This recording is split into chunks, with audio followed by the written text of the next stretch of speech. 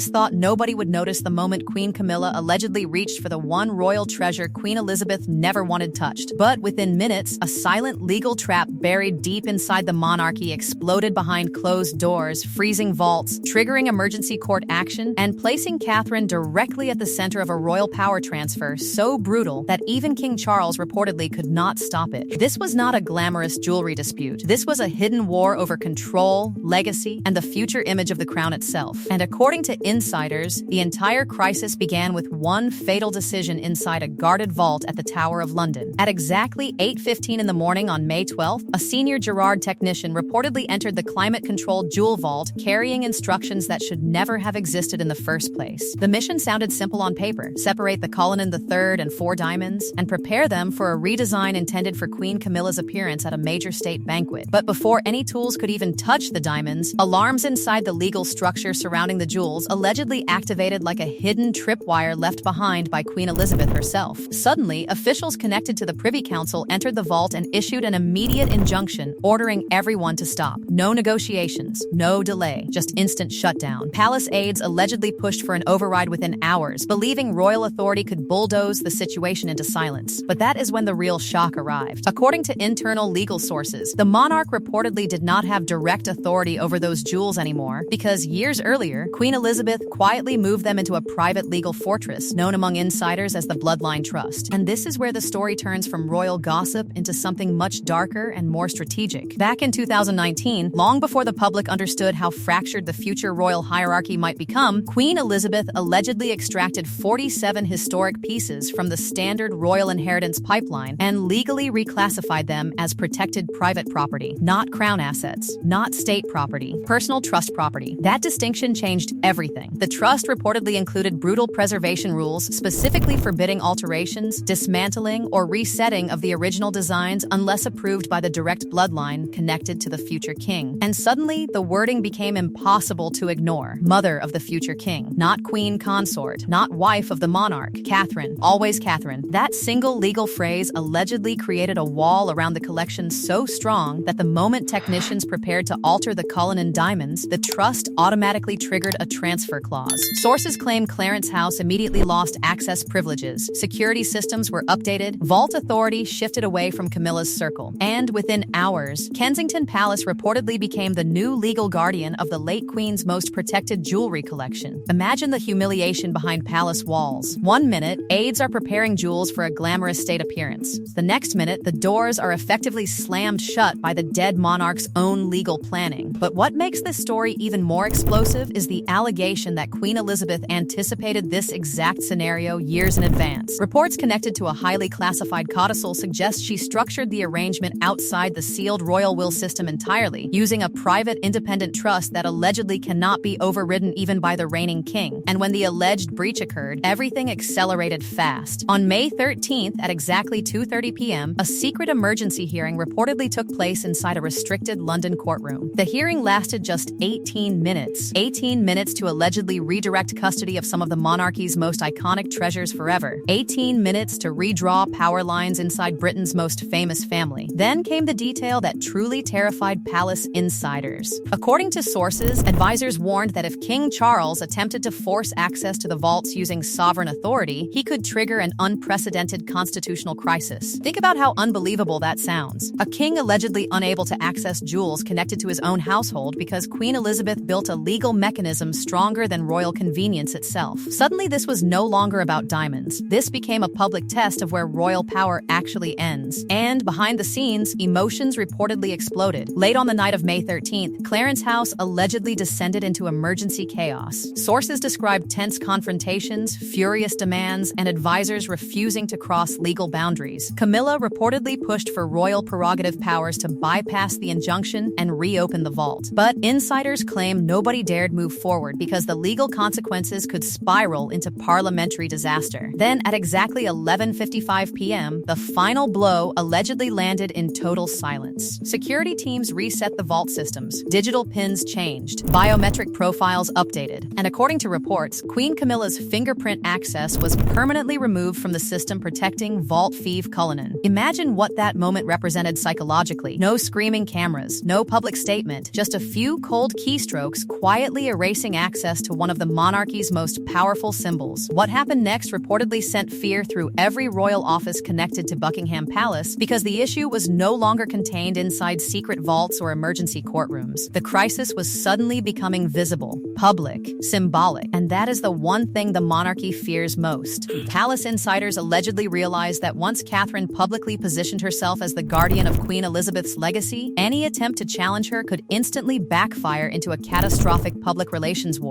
Because how do you attack the woman protecting the late Queen's wishes without looking like the villain in the process? That was reportedly the trap, and according to sources, Kensington Palace knew it. Behind the scenes, financial observers and legal analysts allegedly began connecting dots the mainstream press still refused to touch directly. Quiet reports from major financial outlets had already hinted for months that something strange was happening around royal asset management. Large institutional movements tied to the Royal Collection Trust reportedly triggered internal speculation among analysts, but nobody fully understood the scale of what was unfolding until now. Then came the revelation that just one day before the vault lockdown, 3 elite jewelers from Girard had allegedly been summoned to a secure off-site location under intense confidentiality restrictions. They reportedly signed airtight non-disclosure agreements severe enough to destroy careers if breached. Why such secrecy? Because according to insiders, they were allegedly preparing for the physical separation and redesign of the historic Cullinan diamonds themselves. And suddenly, the entire situation took on an almost cinematic level of irony. The rushed secret operation allegedly meant to secure long-term control over the jewels became the exact move that destroyed that control forever. Queen Elizabeth's trust reportedly functioned like a hidden legal minefield. The preservation clause was allegedly designed specifically to activate if anyone attempted to tamper with the physical integrity of the collection. In other words, the moment the redesign process officially began, the punishment mechanism activated automatically. No emotional confrontation required. No dramatic throne room argument. Just paperwork, legal triggers, and silent execution. That is what reportedly makes this story so terrifying inside royal circles. The late Queen may have predicted this exact battle years before it ever happened. Now the monarchy allegedly faces an image crisis unlike anything seen in decades because tonight's state banquet is no longer simply a diplomatic event. It has transformed into a visual battlefield. Every camera angle matters now. Every jewel choice matters. Every expression matters. And palace communications teams are reportedly panicking over which scenario will unfold when the royal family steps into public view. Some insiders believe Clarence House may attempt a strategic retreat by quietly announcing that Queen Camilla is unwell and unable to attend. Others reportedly fear a much more aggressive counterattack involving expensive modern jewelry commissions designed to project wealth and confidence while simultaneously fueling anonymous leaks against Catherine behind the scenes. Because according to royal watchers, if this escalates into a media war, the tabloids could become weapons by sunrise. But the third scenario is the one palace insiders reportedly cannot stop talking about. The scenario where Catherine arrives wearing the legendary Vladimir tiara with its original Cambridge emeralds fully intact. And if that happens, the symbolism would be devastating. This is not just another tiara. This is one of the monarchy's ultimate visual power pieces, the kind of historic royal jewel associated with continuity, authority, and unquestioned legitimacy. By wearing it in its untouched original form immediately after this legal battle, Catherine would allegedly be making a statement so loud it would not require a single spoken word. It would visually confirm that she now stands as the protected future of the monarchy, while the queen consort stands outside the legal walls guarding its most sacred symbols. That image alone could dominate headlines globally within minutes. And perhaps the most chilling part of this entire situation is how silent everything has remained publicly. No explosive palace press conference, no dramatic televised statement, just carefully controlled leaks, frozen smiles, legal documents, and whispers moving through corridors lined with portraits of dead monarchs who understood one brutal truth about royal survival. The real wars are rarely fought in public. They are fought through access, inheritance, positioning, and symbolism. That is why insiders reportedly believe this entire situation marks a permanent shift in royal hierarchy. Not because Catherine screamed louder, not because Camilla disappeared, but because Queen Elizabeth allegedly constructed a system where the future could quietly overpower the present the moment certain boundaries were crossed. Now, attention turns toward Windsor Castle, where cameras, diplomats, aristocrats, and global media are all waiting for the same thing: visual confirmation of who truly controls the image of the crown moving forward. And insiders say that once those doors open tonight, every movement will be dissected. connected. If Catherine arrives wearing the jewels reportedly protected by the Bloodline Trust, the message will be impossible to ignore. The transfer of authority will no longer exist only inside legal paperwork. It will exist in photographs broadcast across the entire world. The monarchy survives through imagery, through symbolism, through carefully managed perception. And tonight, perception itself may shift permanently. But here is the question nobody inside palace walls reportedly wants answered publicly. What happens next if Clarence House refuses to quietly accept this shift? Because insiders fear anonymous briefing wars may already be underway behind closed doors. One leak against Catherine could trigger another leak against Camilla. One tabloid headline could expose years of hidden resentment between competing royal households. And once that cycle starts, it becomes almost impossible to contain, especially when the public begins choosing sides emotionally. That is why palace strategists are reportedly terrified this situation could evolve into the most damaging internal royal conflict since the collapse of Harry and Meghan's relationship with the institution. The difference now is that this battle allegedly sits directly inside the future line of succession itself.